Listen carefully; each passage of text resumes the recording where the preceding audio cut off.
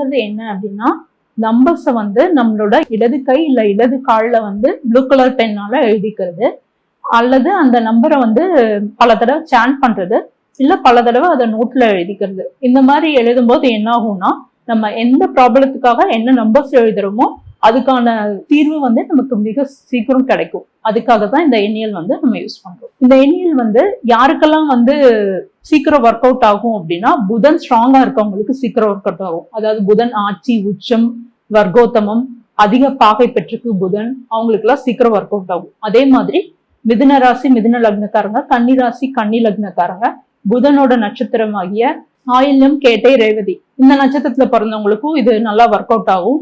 அதே மாதிரி புதன் வந்து அவங்களுக்கு ரொம்ப ஸ்ட்ராங்கா இருக்கு அப்படிங்கனாலும் அது வந்து இந்த எண்ணியல் வந்து சீக்கிரம் வேலை செய்யும்.